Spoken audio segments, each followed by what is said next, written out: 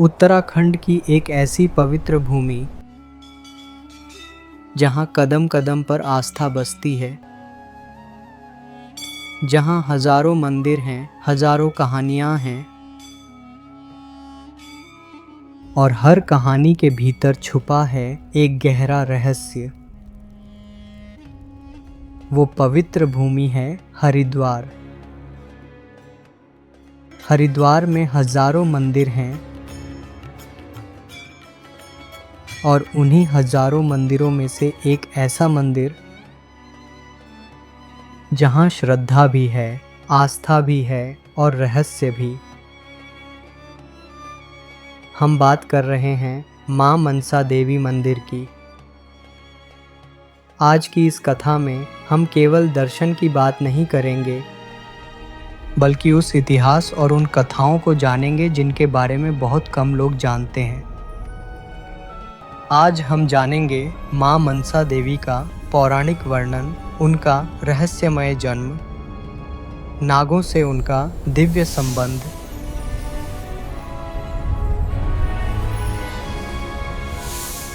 समुद्र मंथन से जुड़ा उनका वरदान, ऋषि मुनि से उनका विवाह कैसे और क्यों हुआ, उनके पुत्र आस्तिक ऋषि की कथा और अंत में हरिद्वार स्थित उनके दिव्य धाम का महत्व। माँ मनसा देवी का वर्णन कई प्राचीन पुराणों और ग्रंथों में मिलता है।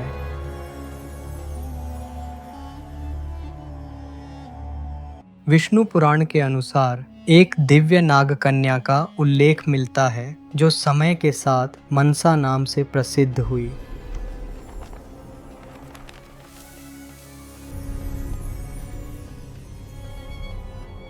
ब्रह्मदेव पुराण के अनुसार यह नाग कन्या भगवान शिव और भगवान श्री कृष्ण दोनों की परम भक्त थीं। कहा जाता है कि उस नागकन्या ने अनेक युगों तक कठोर तपस्या की। भगवान शिव से उसे वेदों का ज्ञान प्राप्त हुआ और भगवान श्री कृष्ण से उसे तत्व ज्ञान और दिव्य बोध मिला।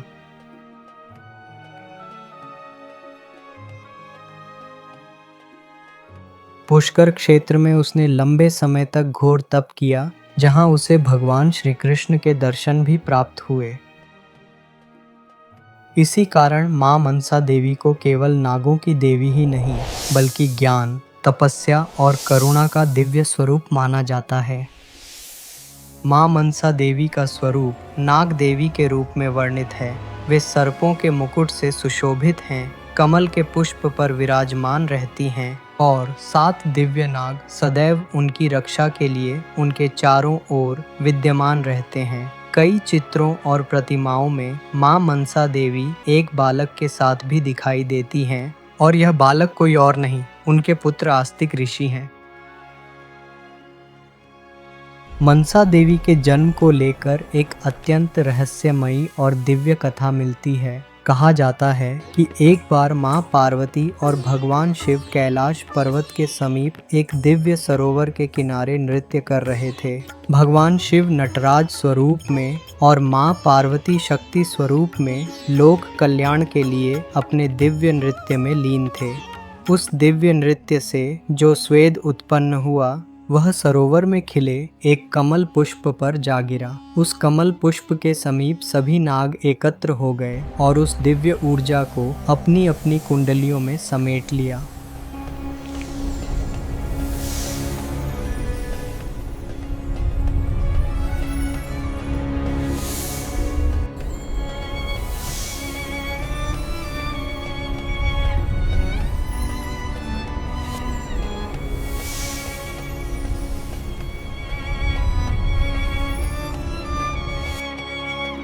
उसी दिव्य क्षण एक तेजस्वी कन्या उत्पन्न हुई, करुणा, शक्ति और दिव्यता से परिपूर्ण। इस कन्या को माँ मनसा देवी कहा गया। भगवान शिव और माँ पार्वती अपनी इस दिव्य पुत्री को कैलाश पर्वत ले गए, जहाँ माँ मनसा देवी अपने भाई नागराज वासुकी के साथ निवास करने लगीं। उनके प्रकट होते ही समस्त नागों ने नतमस्तक होकर उन्हें अपनी माता स्वीकार किया। महाभारत में मां मनसा देवी का एक अत्यंत महत्वपूर्ण प्रसंग आता है। अभिमन्यु के पुत्र राजा परीक्षित को श्रृंगी ऋषि का श्राप मिला कि उनकी मृत्यु तक्षक नाग के डसने से होगी। श्राप के अनुसार राजा परीक्षित का निधन हुआ। इसके पश्चात उनके पुत्र राजा जन्मेजय ने सर्प जाति के विनाश के लिए सर्पमेध यज्ञ आरंभ किया। यह यज्ञ इतना भयानक था कि संपूर्ण नाग जाति विनाश के कगार पर पहुंच गई।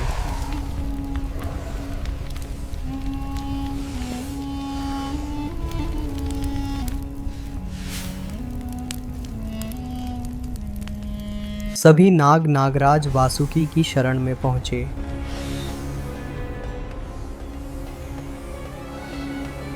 वासुकी भगवान शिव के पास गए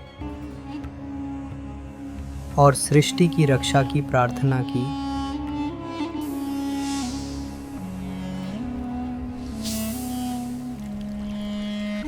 तब महादेव ने आदेश दिया कि मां मनसा देवी का विवाह महान तपस्वी ऋषि जरत्कारु, जिन्हें दत्तकारु भी कहा जाता है, से किया जाए। ऋषि जरत्कारु घोर तपस्वी थे। उन्होंने जीवन भर ब्रह्मचर्य और तपस्या का व्रत लिया था। उन्होंने यह शर्त रखी थी कि वे केवल उसी कन्या से विवाह करेंगे जिसका नाम भी जरत्कारु हो और जो धर्म की रक्षा के लिए ईश्वर द्वारा निर्धारित हो। मां मनसा देवी इन शर्तों पर पूर्ण रूप से खरी उतरी। इस प्रकार मां मनसा देवी और ऋषि जरत्कारु का विवाह वैदिक विधि से संपन्न हुआ। यह विवाह सांसारिक सुख के लिए नहीं बल्कि धर्म, सृष्टि और नाग जाति की रक्षा के लिए हुआ। मां मनसा देवी और ऋषि जरत्कारु के विवाह से आस्तिक ऋषि का जन्म हुआ। आस्तिक ऋषि अत्यंत विद्वान, धर्मपरायण और तपस्वी बने।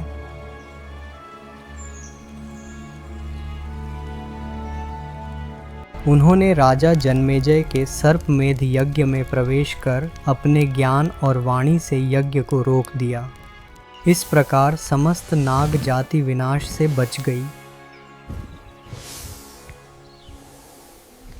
नागों ने आस्तिक ऋषि को यह वरदान दिया कि जो भी मनुष्य उनका नाम लेगा उसे कभी नागदंश नहीं होगा और जो भी श्रद्धालु सच्चे दिल से उनसे प्रार्थना करता है उसकी मनोकामना अवश्य पूरी करती है। समय के साथ माता मनसा की महिमा दूर दूर तक फैलती गई और लोगों का विश्वास और भी गहरा होता चला गया। यही आस्था आज भी हजारों श्रद्धालुओं को हरिद्वार के बिल्व पर्वत पर स्थित मनसा देवी मंदिर तक खींच लाती है, जहां लोग अपनी मन्नतें और विश्वास लेकर माता के दरबार में पहुंचते हैं।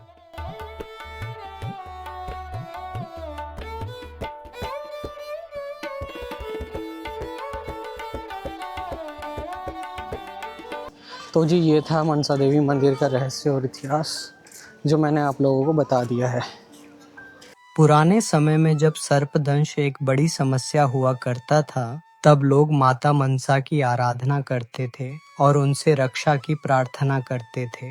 मान्यता है कि माता अपने भक्तों को सर्प भय से बचाती हैं और उनके जीवन की रक्षा करती हैं। समय के साथ माता मनसा को मनोकामना पूर्ण करने वाली देवी के रूप में भी जाना जाने लगा, क्योंकि जो भी भक्त सच्चे मन से उनसे प्रार्थना करता था उसकी इच्छा पूरी होती थी। इसी विश्वास के कारण माता का नाम मनसा पड़ा, यानी मन की इच्छा पूरी करने वाली देवी। धीरे धीरे माता मनसा की पूजा सिर्फ एक क्षेत्र तक सीमित नहीं रही, बल्कि दूर दूर तक उनके भक्त फैलते चले गए। यही आस्था आगे चलकर हरिद्वार के बिल्व पर्वत पर स्थित मनसा देवी मंदिर को एक बड़े श्रद्धा केंद्र के रूप में स्थापित करती है, जहां आज भी लोग माता के आशीर्वाद और अपनी मनोकामनाओं को लेकर पहुंचते हैं।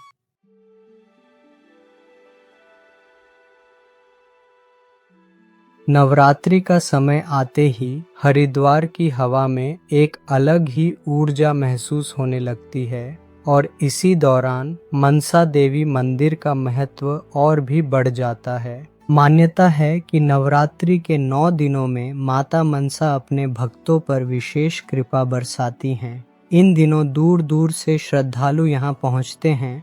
कोई अपनी मनोकामना लेकर आता है तो कोई माता का धन्यवाद करने। नवरात्रि में मंदिर परिसर माता के जयकारों से गूंज उठता है और पूरा बिल्व पर्वत भक्ति के रंग में रंगा हुआ दिखाई देता है। कहा जाता है कि नवरात्रि में मांगी गई मन्नत जल्दी पूरी होती है, इसलिए इन दिनों यहाँ सबसे अधिक भीड़ देखने को मिलती है। मनसा देवी मंदिर तक पहुँचने के दो प्रमुख रास्ते हैं।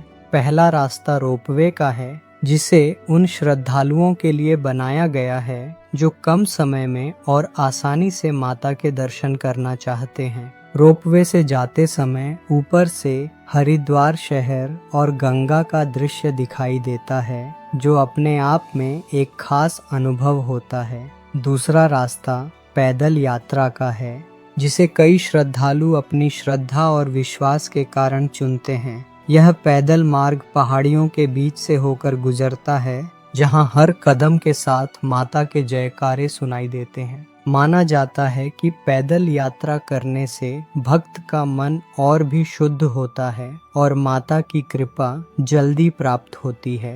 चाहे रोपवे हो या पैदल रास्ता, दोनों ही यात्राएं भक्तों के लिए यादगार बन जाती हैं। और जब आप लाइव दर्शन के समय मंदिर के पास खड़े होते हैं, तब माहौल ही कुछ और होता है। चारों तरफ श्रद्धालु होते हैं, घंटियों की आवाज होती है और माता के जयकारे लगातार गूंज रहे होते हैं। इस वक्त मैं मनसा देवी मंदिर में खड़ा हूँ। मेरे चारों तरफ हजारों श्रद्धालु हैं और हर कोई माता के दर्शन के लिए आगे बढ़ रहा है। यहाँ की ऊर्जा शब्दों में बयां करना मुश्किल है, या फिर यह सिर्फ भीड़ नहीं है, यह विश्वास है जो हर चेहरे पर साफ दिखाई देता है। माँ मनसा देवी के 7 नामों का जाप सभी प्रकार के भय से मुक्ति देता है। जगतकारु, रंधवा, मनसा, वैष्णवी, नागिनी, नागिनी जगन्माता और आस्तिक।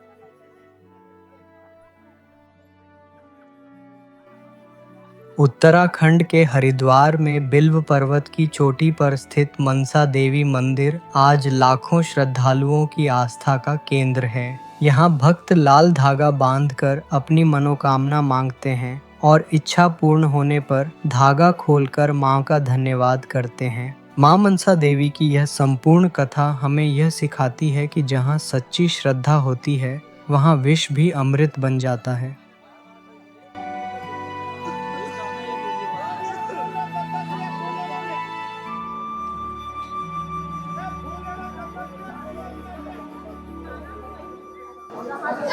जय माता दी। तो जी मंदिर पे मैं पहुंच चुका हूं और मंदिर पे अब जूते रखने की जगह भी नहीं है। दुकान वगैरह पे उतारने पड़ेंगे आप लोगों को, जूते वगैरह भी सब कुछ यहाँ से हटा दिया गया है। आप लोग देख ही पा रहे होंगे मेरे पीछे आगे कुछ भी नहीं है, दुकान वगैरह यहाँ पे कुछ नहीं है। प्रसाद वगैरह तो आप लोगों को मिल जाएगा, इसके अलावा और कुछ भी नहीं यहाँ आप लोगों को मिलेगा। अब चलते हैं अंदर और दर्शन करते हैं माता रानी के। हो सके तो आपको अंदर के दर्शन भी कराऊंगा, लगता नहीं कि अंदर के दर्शन होंगे, अगर होंगे तो आप लोगों को ज़रूर कराऊंगा मैं दर्शन। पहले ऐसा कोई सिस्टम नहीं था जैसा अब आप लोग देख रहे हैं। अब यहाँ पे सिक्योरिटी वगैरह बढ़ा दी गई है, तो अब अंदर चलते हैं। अंदर का तो पता नहीं, यहाँ से दर्शन मैं ज़रूर करा सकता हूँ आपको। इस वक्त मैं मंदिर के अंदर हूँ। चारों तरफ एक अलग ही शांति महसूस हो रही है। बाहर की भीड़ और शोर यहीं आकर जैसे थम जाता है। यहाँ हर चेहरा शांत है, हर कोई अपनी ही भावना में डूबा हुआ है। घंटियों की हल्की आवाज, मंत्रों की गूंज और भक्तों की आस्था सब मिलकर माहौल को बहुत पवित्र बना देते हैं। कहा जाता है कि माँ मनसा को यहाँ शब्दों की ज़रूरत नहीं होती, वो अपने भक्तों के मन की बात अपने आप समझ लेती हैं।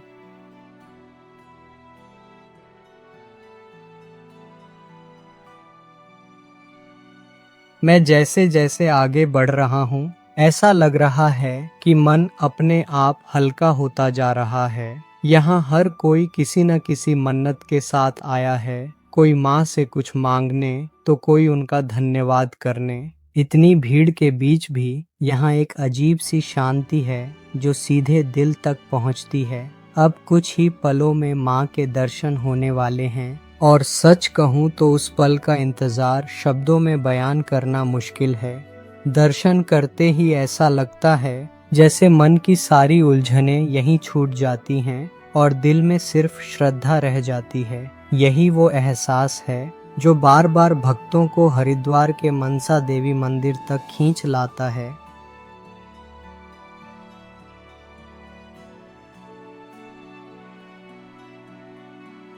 दर्शन करके अब मैं मंदिर से बाहर आ रहा हूँ और सच कहूँ तो मन में एक अजीब सी शांति है। ऐसा लग रहा है जैसे माँ के चरणों में आकर दिल का बोझ हल्का हो गया हो। यहाँ आकर समझ में आता है कि लोग बार बार इस जगह क्यों लौटते हैं। शायद इसलिए क्योंकि माँ मनसा सिर्फ हमारी प्रार्थना नहीं सुनती बल्कि हमारे मन की हर बात समझ लेती हैं। मंदिर से बाहर निकलते समय पीछे मुड़कर देखने का मन अपने आप करता है, क्योंकि ऐसा महसूस होता है कि यहाँ कुछ छूट नहीं रहा बल्कि कुछ मिला है। बाहर फिर वही भीड़ है, वही आवाजें हैं, लेकिन अंदर से इंसान पहले जैसा नहीं रहता। यही माँ मनसा का आशीर्वाद है जो बिना कुछ कहे भी महसूस हो जाता है। आज की इस यात्रा में श्रद्धा भी थी, विश्वास भी और एक ऐसा अनुभव भी जिसे शब्दों में पूरी तरह बांध पाना मुश्किल है। अगर आप भी कभी हरिद्वार आएं तो इस स्थान को सिर्फ देखने मत आइए, इसे महसूस करने आइए, क्योंकि यही एहसास आपको बार बार मनसा देवी मंदिर तक खींच लाता है।